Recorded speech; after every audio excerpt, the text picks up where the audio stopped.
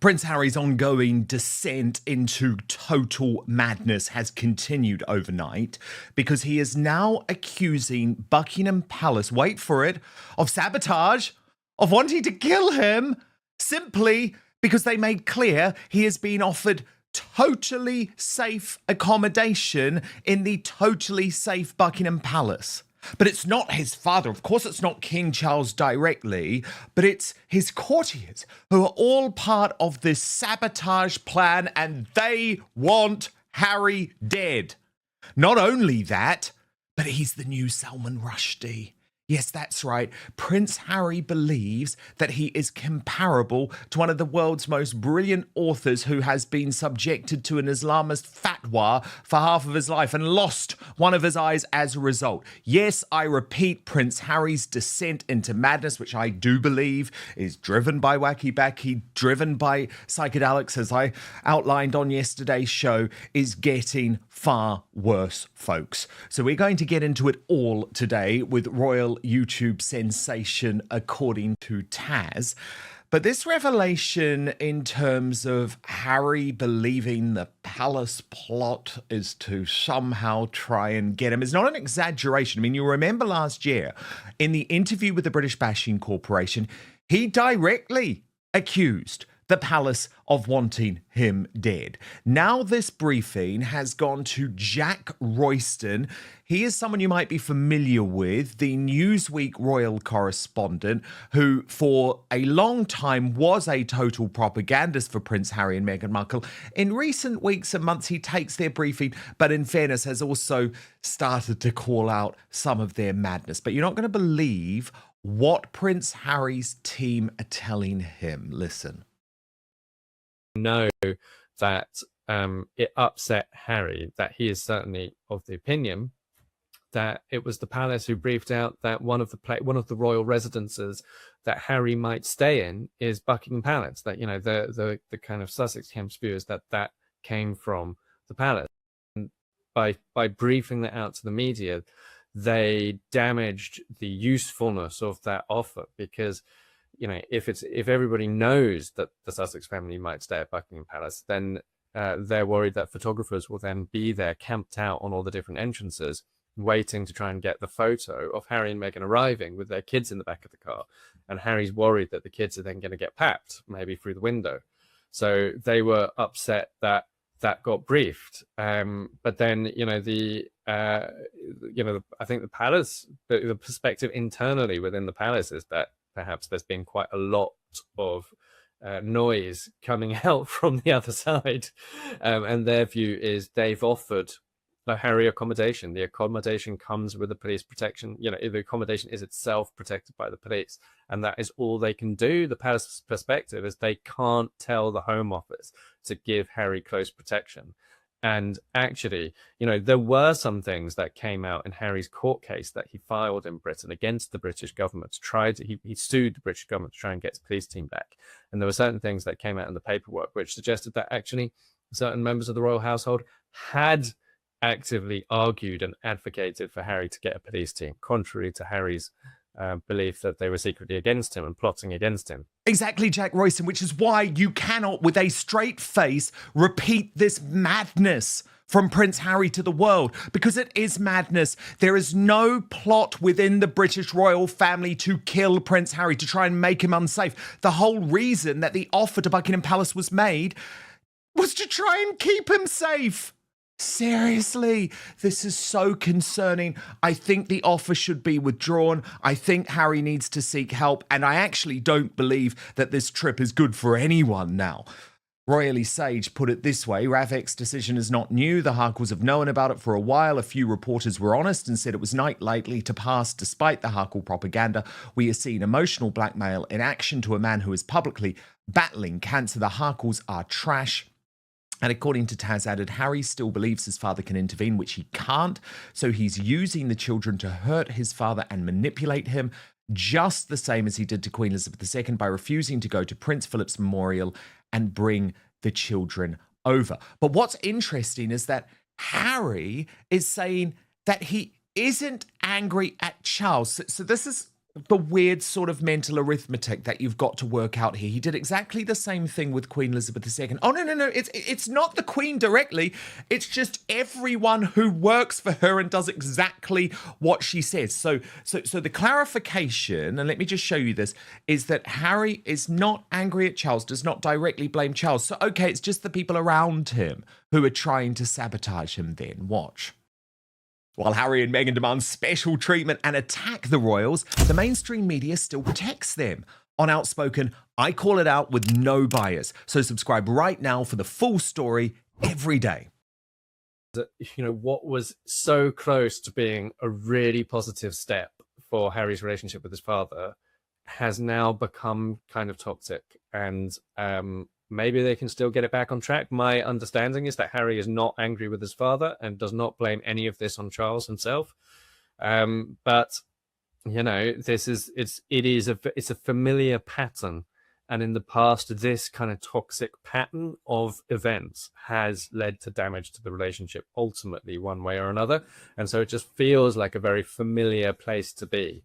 That efforts are being made towards reconciliation. There is something really positive on the table here, but there's something that's ruining it, basically, that's stopping Harry from reaching out and grabbing this olive branch, or whatever you want to call it. It's kind of a cliche. We use it all the time, but it is a very handy way to describe it. There's an opportunity potentially to meet the king. There's an opportunity to be on the inside of a royal residence. And Harry just has to find a way to persuade himself that it's safe to take that opportunity. But as Tash added, bringing some sanity to the situation, they do get police security. They have to give 30 days notice.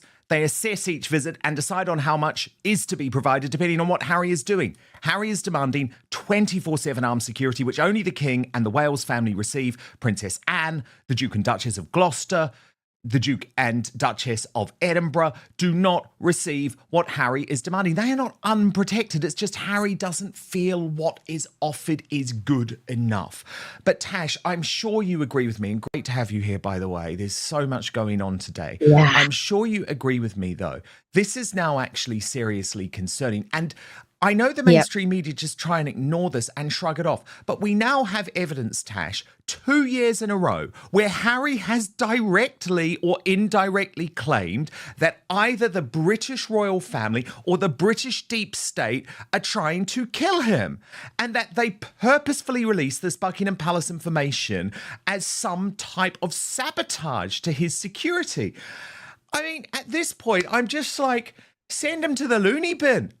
Like, these briefings should be disputed. Like Jack Royston, I know he's trying to sort of do one side, other side, but it's like, this is mad. And he's saying, oh, it's not his father. So he's claiming that there are people around his father who are paid for by his father, who do exactly what his father wants, who are trying to put his security at threat. As soon as people started reporting that Harry wants a reconciliation, and they were reporting, this is what I don't get, Dan. Some people in the mainstream media, look, he did that BBC interview. It was a temper tantrum. He threw a tantrum because he lost again. And then he went straight into the BBC and they did that interview, and they've had to apologize because they did no pushback. But at the same time, you had people saying, Harry says he wants to reconcile with his father. In the same interview, where he is literally accusing his father. And I watched a clip the other day to refresh my memory. And, Harry was saying that my father needs to get out of the way. My father needs to let people do their job. My father is responsible for stopping the assessment, in so many words, from being carried out. And then also in the same interview, he says there are people inside the royal fold that want me to get hurt. They want me and my wife and my children to get hurt. So when you put that collectively all together, he's saying, I want to reconcile with my family, but I'm accusing my family of being involved with a plot to kill me. It is insane. And this is where I think Harry's recent turnaround, again, is another temper tantrum, Dan. They confirmed with their stupid operational notes, their itinerary that they give out. They confirmed that they were coming, and then what, in a space of 24 hours, they're no longer coming. And it was the way that there was a quick briefing, various outlets, their usual outlets, stating that it's actually the royal household are involved again. There's people that work in Buckingham Palace and Prince William's office. ITV ran that article and said Harry believes that there is Prince William's staff now on the board of Ravek, and that's the reason why they haven't given him what he wants. This is the rantings of someone who is, one, throwing a temper tantrum, but also someone that is unhinged. The king has got to pull out meeting up with him. I think Harry's delusions are getting worse. For him to now turn around and say Prince William's staff are involved in it, he's honestly, the cheese is sliding off the cracker, is the best way I think I can say that. It's getting worse. Totally. It really is, Tash. Now, look, in fairness to Royston, he does actually. He's on me. I don't know why. Well, the thing is, I didn't like Jack. What he's doing is he's starting to just try and bring some sanity to the mad briefing that he gets from the Sussexes without actually saying, oh, they're totally mad, like we might. Yeah. But what he does, Tash, is he does outline why, when it comes to the practicalities of this visit, Harry's specific security paranoia is actually truly nuts. Watch this. In order for that to be unsafe, there would have to be an attack on their car as they were driven out of the gates of Buckingham Palace and up to Northamptonshire. And it's like, unless there's a mob of rioters in the streets outside, which would also be completely unprecedented, then it's basically unheard of. You know, there are no IEDs or roadside bombs in Britain. And there are ways to manage risk that are not simply about having an armed police officer next to you, but that rather are just about not going into the specifically dangerous situations. So, for example, Harry and Meghan went to Colombia. Now, some people said at the time kind of were screaming about how Colombia is this really unsafe country. How could they possibly go to Colombia when they wouldn't go to London? And there was a part of me that was like, well, that's being a bit mean about Colombia. But like, obviously it's safe for them to go to Colombia. It was totally safe for them to go to Colombia, but it is also totally safe for them to go to London. You just have to not go to unsafe parts of the place you're going to. And I do like that. It's sort of like, you went to Colombia, like a drive out of Buckingham Palace, which King Charles does every single day he's in London, is gonna be okay. But Tash, you pointed out, as I have been, by the way, there is a very simple way that this could be done that deals with Harry's paranoia. Get on a plane, don't tell the paps, get in a helicopter, don't tell the paps, fly to a remote estate, don't tell the paps, privately go about your business, and don't tell the paps or the media where you are, what you are going, or what you are doing. No one would know or care. And that is the point, Tash. If you have a big issue with your security, you don't release operational notes. Taylor Swift doesn't release operational notes announcing to every single person in the media where she's going to be. I know this is the thing as well with the kids, and this is where I think the children were used. I don't believe the kids were ever going to come. This is just this feeling that I personally have. I think the children were thrown in at the last minute because we didn't hear about the children coming. Harry was coming, and then it was, a couple of weeks before they were due to come out. If he knows he has to give 30 days notice, he only gave a few weeks notice for the children to be coming. I think he used the children as a bit of extra leeway to put the pressure on because he knew Ravek weren't going to give him what he wanted. Then he thought, okay, well, let's just say we're going to bring the children over. They don't necessarily have to come because once the package is in place, it's in place. And then he was told, this is as I said, my gut feeling over the weekend, that Ravek, don't care that your children are coming. You are perfectly safe inside Palace grounds. You do not need extra protection, hence why he's had this big tantrum. But this is the rantings of an unhinged person. And if the king was honestly toying with the idea of meeting with Harry again, I can imagine now he's probably thinking, I do not want anything to do with that. His courtiers around him.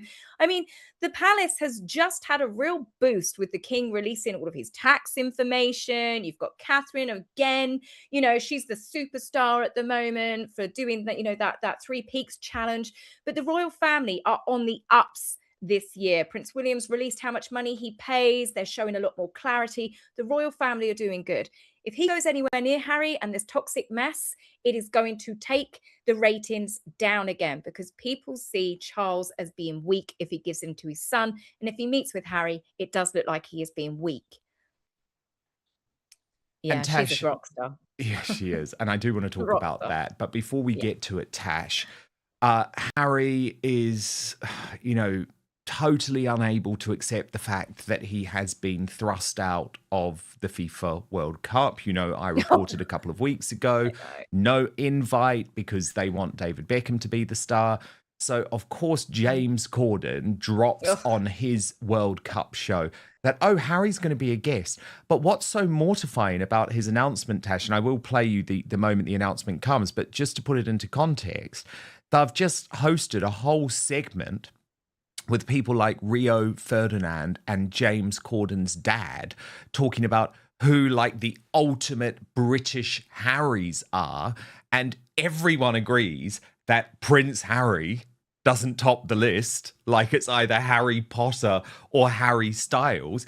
And James Corden doesn't stick up for his friend. He doesn't say, oh, no, my mate Prince Harry should be number one. But he does announce, but he's going to come on the show and we're going to have this discussion with him, which means Harry will have to practice doing his, oh, no, of course I'm not the best Harry. Of course Harry Styles is more popular than me. Watch. But first, the number one worst fruit for your waistline. Are you turning healthy fruits into highly unhealthy fruits without even realizing it? Fruit can be one of the healthiest things you can put into your body, but the majority of Americans are guilty of making this single mistake that can counteract all of the health benefits of fruit. Some fruits help with occasional constipation, reduce bloating, and even help burn calories. Others can wreak havoc on your digestive system and energy levels. I came across this viral presentation from world-renowned surgeon Dr. Stephen Gundry that showcases the 3 fruits to stop eating today. And it was shocking. I had no idea. And after finding it out, I've stopped eating these too. I'm going to put a link for you all to watch it because I want you to gain this information. I think it's truly important. You can watch it right now at thehealthyfat.com/outspoken. That's thehealthyfat.com/outspoken. I also linked it in the description box below the video too, so make sure to click on it or just go to thehealthyfat.com/outspoken. Oh, and by the way, eliminating these fruits could forever change the way we help increase energy levels, decrease brain fog, support digestion, and even lose weight. So make sure to click below or go to thehealthyfat.com/outspoken to find out now. Dr. Gundry has lost 70 pounds himself using his research and has kept the weight off for over 20 years and counting. His digestive issues are gone, his health is fantastic, and he feels younger and healthier today than he did in his 40s. His video has been watched by over 20 million people to date, and you can watch and learn more about it at thehealthyfat.com/outspoken. It's linked at the bottom of this video, but he'll teach you exactly how he has kept his weight off for free at thehealthyfat.com/outspoken. Just click on the link in the description below the video. But now, back to the show. Genuinely, Prince Harry is coming on the show in a few weeks' time. Okay. He's number one. The Duke's going to come here. We'll discuss this fully then. We'll save it for then. He's number one now. Harry, Meghan's spare responded, of course, Harry's on James Corden's new TV show, Bullies Always Flock Together, so it's a perfect match. His wife plays the exact same game, Meghan Markle and Chrissy Teigen, 2 peas in a pod. And Tash, you implied that Harry wasn't happy about being overshadowed by his bro, or Whittle Harry doesn't like his big brother being patron of the Football Association, so now he's going to pretend he cares about the sport for attention. And it's so mortifying, Tash. It's like he can't get any official invite to the World Cup because they have backed David Beckham and don't want the negativity he brings. So it's like he's going to appear on James Corden's show with a whole load of Z-listers. I mean, it's really mortifying. Scraping the barrel there. But I mean, when have you seen Harry really paying attention to football matches or soccer matches, as they call them over in the States? When have you seen Harry supporting anybody. He goes like he went to the huge star-studded NBA game. He went to the huge star-studded baseball game. He went, the last time we saw Harry at the soccer match, it was actually, what was it, LA Galaxy? I think it was Messi. It was very, very big. The Beckhams were there and Harry was up in the stands. I think Will Ferrell eventually felt sorry for him and started talking to him, and Harry was playing up for the cameras. That's the last time I saw Harry at any sort of gig to do with football. He doesn't care. He just wants to stick it to his brother, and he wants to copy everything his brother does. And since Prince William had a go at being a football pundit, if you remember that, Harry's probably like, he's probably got a book. The same as Meghan is probably at the moment trying to work out how she could be photographed climbing up a mountain or sliding down a mountain, obviously to copy Catherine. Harry's probably got a little book where he's like, well, Prince William's done this. He did the boat in Canada, didn't he? Oh, what a clip. What a well-timed clip. Yeah, Goodness. wait for it. You know, Meghan will have the children photoshopped having a picnic on the top of Mount Everest or something. It's Tash, coming. the Catherine Three Peaks. I don't know if I've just become such a softie this week, but honestly, it keeps bringing me to tears. I'm not even joking. No. What is it about this walk? She's just so wonderful. And it happened again. Firstly, actually, I've got to show you some of the new photos because they're amazing. So Belle posted absolutely loving all these photos of Catherine meeting people during her Three Peaks hike this weekend. Her warmth and positive energy always shines through. We've also got a new video, Tash. Watch this.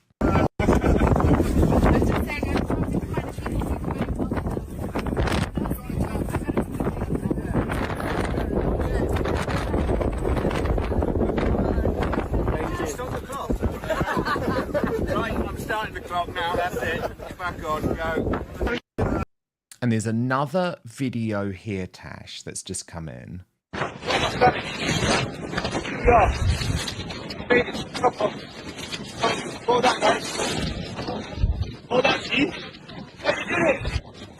And look who it is.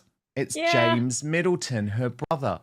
And Tash, what's lovely is, look, this was a picture of Catherine and James when they scaled the summit as kids. So that really got me. Then Muriel Gray posted, whether you're a royalist, Republican, or couldn't care less, there's not only acknowledged gratitude for those who support cancer patients, but absolutely made some unforgettable days for the hikers she met. I mean, look at her face. Look at her face. I know. And then, Tash, the BBC spoke to little Ted, who was the boy in the wheelchair, who Catherine had the picture with. And it got me again. I'm not going to lie. Watch this. Yeah. As if Ted and his dad's challenge wasn't extraordinary enough. With some help from their friends, they were climbing Britain's 3 highest peaks. But look who they bumped into. How are you doing, Ted? You're not too cold. It's not great weather, is it? At first, I didn't recognise her, but when I did recognise her, I thought it was like one of the best moments of my life. And they didn't just see her the once. She said, you're not too cold, everyone's still in t-shirts. The princess was clearly impressed. When they got back, they realised she had left them a special message and donated to their charity, Molly Ollie's. And this is the Molly Ollie's mascot line, and it's where it just shows you how when children's hair come off, it's okay, because they have chemo. Yeah, when they're going through chemotherapy. I just think it's like one of the best moments of like everyone's life in the whole world. They're now planning their next challenge. Ted thinks maybe Everest. Oh my God, Tash, I'm going again. Dan! I can't cope. That bear, the chemo bear. Oh, no. I know. Thank you. Bit of a warning next time. I know. I was exactly the same when I saw this last night. I'm like, Ted, you've just got me. Catherine, you've got me. And then James Middleton being there. The whole thing was just wonderful. And of course, Tash, all of this just totally impromptu, not Catherine's actual trek, which of course she had to really, really plan for, but none of these things were staged, managed. It just feels the opposite of like Meghan and Harry wheeling people out into the foyer of a children's hospital. Like all of this was just natural, wonderful interactions that happened. And it really felt like on her trek, Catherine was happy to speak to whoever she saw. She didn't care if they were filming her. And I just thought, wonderful.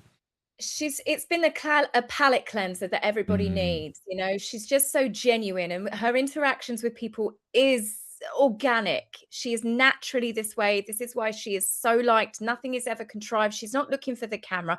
The thing is, Catherine probably doesn't even know half the time she's being filmed because she doesn't look for the cameras. Every interaction that you see her have is just warm and it's friendly. And this is why people react to her the way that they do, whether they be elderly, whether they be small children.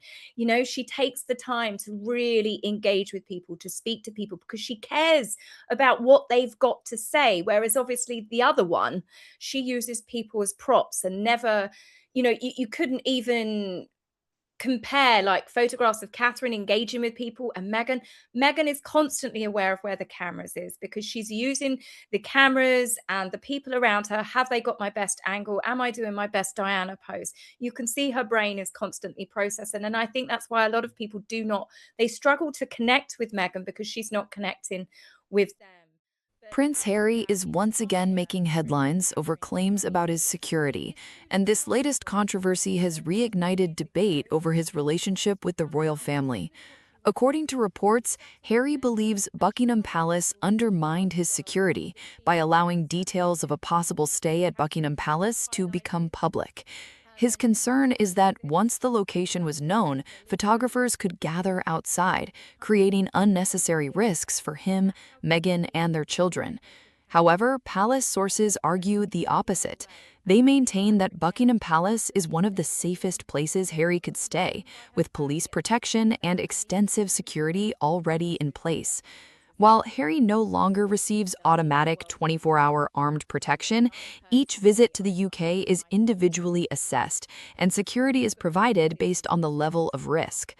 Court documents from Harry's legal challenge against the UK government also revealed that some members of the royal household actually supported his efforts to receive police protection, contradicting the idea that there was an organized effort to leave him vulnerable. Despite this, Harry reportedly continues to believe that individuals within the palace are working against him. Although he insists he does not blame King Charles personally, critics argue that accusing the king's advisors effectively places responsibility on the institutions surrounding the monarch. Royal commentators have described this as a familiar pattern.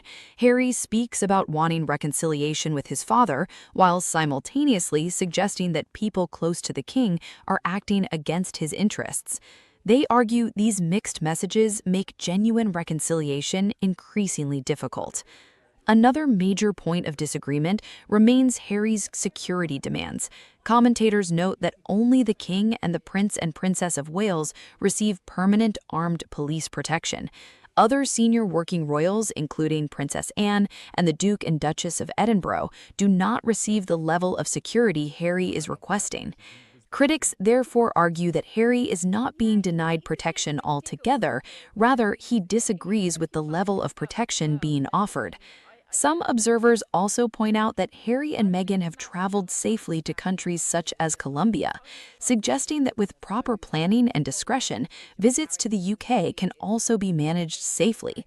They argue private travel arrangements rather than public announcements would significantly reduce any security concerns. The discussion then shifted to Harry's reported media appearances, including a planned appearance on James Corden's World Cup program.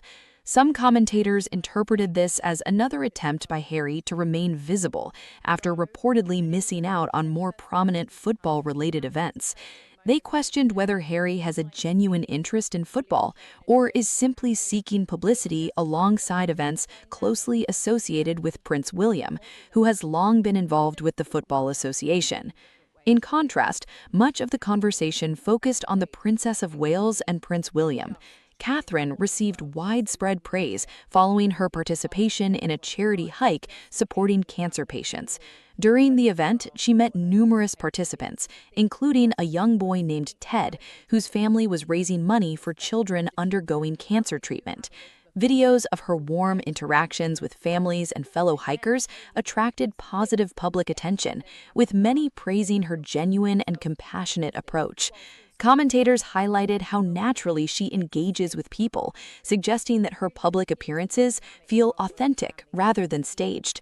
They also reflected on her own cancer journey, noting the significance of seeing her return to public life while supporting others facing similar challenges. Prince William also earned praise during an engagement connected to his Homewards homelessness initiative. While helping prepare welcome packs for new tenants, he joked about not needing a hairdryer, a light-hearted moment many saw as evidence of his willingness to laugh at himself. Supporters argue that William and Catherine have successfully modernized the monarchy by balancing formal royal duties with more personal, relatable moments. Through social media and carefully chosen public engagements, they have allowed the public to see a more human side of the royal family while maintaining the dignity of the institution.